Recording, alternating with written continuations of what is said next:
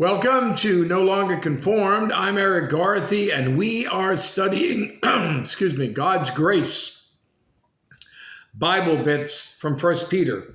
In this session, we'll be looking at 1 Peter chapter 2, verses 21 to 25, wounds of the heart.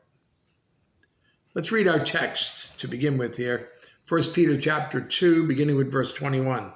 For to this you were called, because Christ also suffered for us, leaving us an example that you should follow his steps, who committed no sin, nor was deceit found in his mouth, who, when he was reviled, did not revile in return.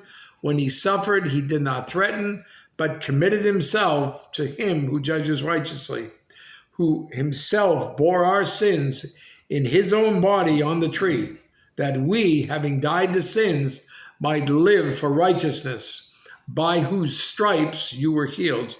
For you were like sheep going astray, but have now returned to the shepherd and overseer of your souls. Internal wounds are more painful than external ones. Careless words and actions can inflict deep hurt. Perspective is the key to the survival of suffering. Let's use our text for this session to gain a proper perspective on the internal forms of pain we suffer. First, internal wounds call for a patient response. 1 Peter chapter 2, verse 21 to 23. For to this you were called, because Christ also suffered for us, leaving us an example that you should follow his steps, who committed no sin, nor was deceit found in his mouth, who, when he was reviled, did not revile in return. When he suffered, he did not threaten, but committed himself to him who judges righteously. Christians are called to suffer, and they should expect it to come. Further, believers are called to suffer without flinching, to suffer quietly because we have an example to follow. Luke 9:23.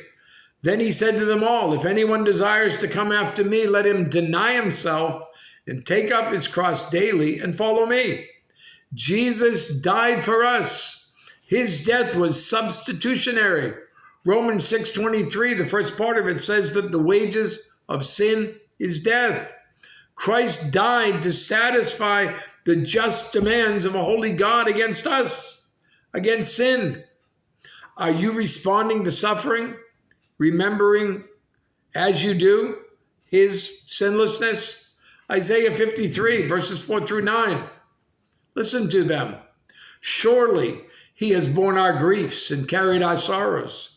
Yet we esteemed him stricken, smitten by God, and afflicted. But he was wounded for our transgressions. He was bruised for our iniquities. The chastisement for our peace was upon him, and by his stripes we're healed. All we like sheep have gone astray. We have turned every one to his own way, and the Lord has laid on him the iniquity of us all. He was oppressed and he was afflicted, yet he opened not his mouth. He was led as a lamb to the slaughter, and as a sheep before its shearers is silent, so he opened not his mouth.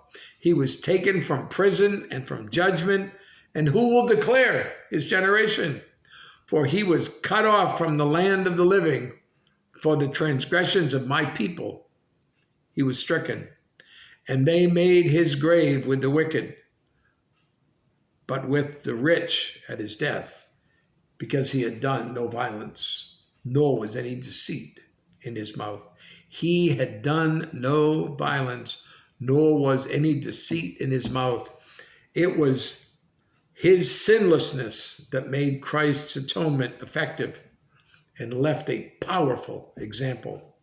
An illegal trial, misrepresentation of his motives, physical abuse, slander, scourging, crucifixion, mocking. Yet none of those could provoke an action or word that could be called sinful. Verse 23, who, when he was reviled, did not revile in return. When he suffered, he did not threaten. This is an amazing perspective. When men reviled him, Jesus prayed for their forgiveness. When he suffered, Jesus did not threaten retaliation. That is very unusual for a human response. How could he respond so well? He committed himself to him who judges righteously. Jesus would not be shaped by circumstance, but by the will of God. What men said didn't matter to him. Christ was content to wait on the Father. In fact, the Greek verb tense for committed himself is imperfect active, which means kept on committing himself. He kept renewing it. The Lord had complete confidence in the Father's righteous judgment, so he handed himself over to his care. Internal wounds call for a patient response. Second, internal wounds point to a pure ransom. Verse 24, who himself bore our sins in his own body. Jesus became our sin, forsaken by the Father. He accepted the judgment, bore our sins. It's a term of the sacrifice system, refers to bringing it to the altar. Hebrews chapter 9, verse 28. So Christ was offered once to bear the sins of many. To those who eagerly wait for him, he will appear a second time, apart from sin, for salvation. We are highly valued by God. 1 Peter chapter 1, verses 18 and 19. Knowing that you were not redeemed with corruptible things like silver or gold from your aimless conduct received by tradition from your fathers, but with the precious blood of Christ, as of a lamb without blemish and without spot. Eternal wounds point to a pure ransom. And then third, eternal wounds remind us of personal involvement. Verse 24, the second part of it, that we, having died to sins, might live for righteousness.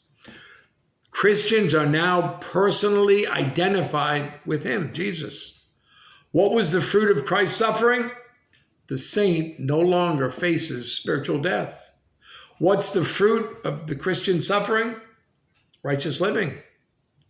The power of sin is broken, so righteousness is possible. Internal wounds remind us of personal involvement. And then fourth, eternal wounds remind us of a practical remedy. Verse 24, the end of it, and verse 25, by whose stripes you were healed. Our sins were put to death with Christ. Our wounds are healed in him. Our lives are renewed by his Spirit. The ultimate healing is the new birth of salvation. Some are healed physically, some are not. Before new birth, we were rebellious. After new birth, we are restored. Verse 25, for you were like sheep going astray, but have now returned to the shepherd and overseer of your souls.